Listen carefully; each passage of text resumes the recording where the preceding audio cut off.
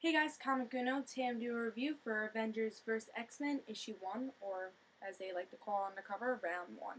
So let's see what's going on with this issue. Let's talk about the cover first. I like the cover. I really was impressed with the art for the cover, and just like the concept of it, the whole Avengers team, all the X-Men going against each other. So really like the cover. Let's see if I like the story. But one thing before I start the story, I have to say I wasn't excited to read Avengers vs. X-Men. Wanted to give it a try because there have been a lot of great story arcs in Marvel's past. Recently. They have Second Coming and they had House of M. Those are two I thought pretty good story arcs. And then they have like Fear itself. I really did not like it that much. Just a story arc that really I wasted my money on. So I didn't want to waste my money, and I'm like, Avengers vs. X-Men. Could be a good thing, or could be, alright, one issue, we have Cyclops against Captain America. Who will win? Ding, ding, ding, a wrestling match. I don't want that. I want to have good story also. And from issue 0, I picked up issue 0, see, alright, what is Avengers vs. X-Men all about? So, I picked up issue 0 and ended up really liking it. And I was like, alright, let's pick up issue 1. I know I've been a little hesitant, so this is the reason I picked up issue 1. So let's see if I like the story. So in this issue, we have the Phoenix Force, and the Avengers realize the Phoenix Force is back. So they're like, alright, we gotta go to the X-Men, say it's the Phoenix Force is back. Let's negotiate something, because we all know who the Phoenix Force is going to go to, and that is Hope Summers. So the Avengers want Hope Summers and try to prevent the Phoenix Force from taking her over. And now the X-Men, which is a surprise, well, pretty much Cyclops, he's like, no, this is not happening. I want Hope Summers because this Phoenix Force, maybe the reason that the Phoenix Force is actually coming to us is to make the mutant race, a mutant race again and not extinct. There's only 200 of us. I want us to be growing. We used to be, on the top, and we were supposed to be the next evolution for humans. Now we're almost extinct, and I think the Phoenix Force could really help us to not become extinct and become the next evolution for humans again. So Cyclops is like, all right, I'm keeping hope. Like, I don't care if you're Captain America. I don't care who you are. I'm keeping hope, and I deserve to have her. And Avengers like, no, this is horrible. It's gonna kill her.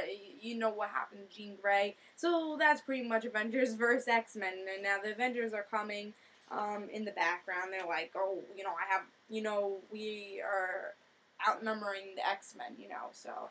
And then X-Men was like, no, we're going to go on Cyclops' side. So it's pretty much, alright, the Avengers are on Captain America's side, and X-Men are on Cyclops' side. And, the Avengers are coming in on aircraft, and they're going to really fight for hope. So everyone's really fighting for hope, and fighting for the Phoenix Force to see what really happens, what's going to happen with the Phoenix Force, and trying to destroy the Phoenix Force, because you know how many bad things happened with the Phoenix Force. So this is going to be the reason why it's Avengers vs. X-Men.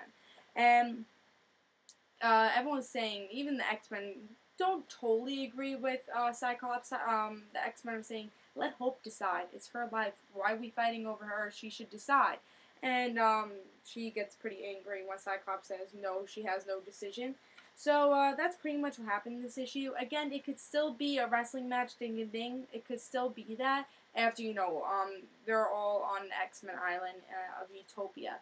And, alright, Wolverine against whoever, or like Namor against Thor, whatever. So it just like, it still could be that. It could be like, Thor, come on, fight him, whatever. But it could also be, a good story. It could be, Hope making her own decision. It could be maybe Hope being stronger than Jean Grey. Or it could be a really interesting story, I think. But it really could go both ways. And from issue 1, it's like okay, this issue. I felt it was a good story. It was a good start, but nothing big happened. This is the big event, issue 1. It's making us want to pick up more, you know? But it didn't make me totally amazed and totally, oh yeah, I want to pick up this next issue. I can't wait to pick up the next issue. I can't wait until this event. I can't wait to see what happens next. But really, this just made me like, oh, okay. It's something that I really disliked about this issue. Just have to open up the issue. Is John Romita Jr.'s art. Not a big fan.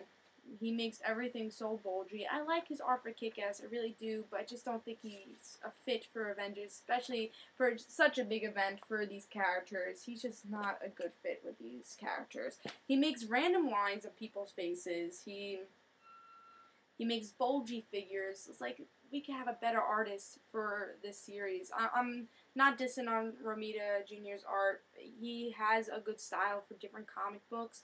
Again, he does a great job with Kick-Ass, with the goriness and the bulginess in that. But really, it fits those characters. But in this, it's bulgy. It has a lot of lines. It does not fit these characters at all. And really, the story is not as good because of his art. And it's actually one of the reasons I was very hesitant to pick up issue 1 at all. Because I'm like, alright, John Romita Jr.'s art. To tell you the truth, it's one of the reasons I'm very hesitant to pick up issue 2 if he's illustrating and the artist for issue 2. So I'm hoping they don't use his art as much, because it really is a turnoff, because the cover is really good art. I really love the cover for the art. And I wish they used that art instead of John Romita Jr.'s art. So I'm hoping that they changed the art. I thought it was an okay story. I give it a 3. Is it worth picking this issue up? Nothing really happened in it, so I would say no. But maybe as this story continues, I think it does have potential. Like I said, it does have potential.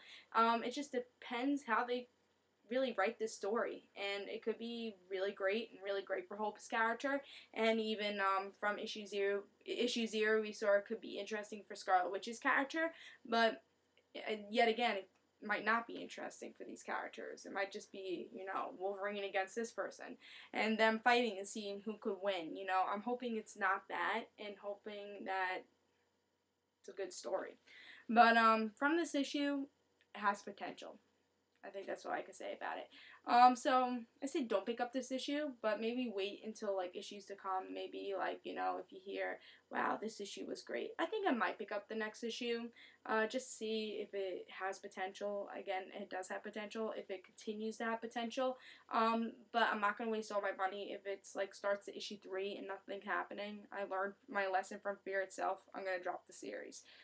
So I say don't pick up this issue, but maybe give issue 2 a chance. So this is Comic Uno. Hope you guys enjoyed. I give this a 3. I say don't pick it up. And also, guys, don't forget to follow me on Twitter. In the description below, there'll be a link for that. I'll just have comic book news, reviews I'll be doing, and topic videos I'll be doing. And also, guys, don't forget to follow my other YouTube channel, The Rand Situations, on Twitter. In the description below, there'll be a link for that also. I hope you guys enjoyed. This is Comic Uno. I say don't pick up this issue, but maybe wait for the next issue. So this is Comic Uno. See you guys.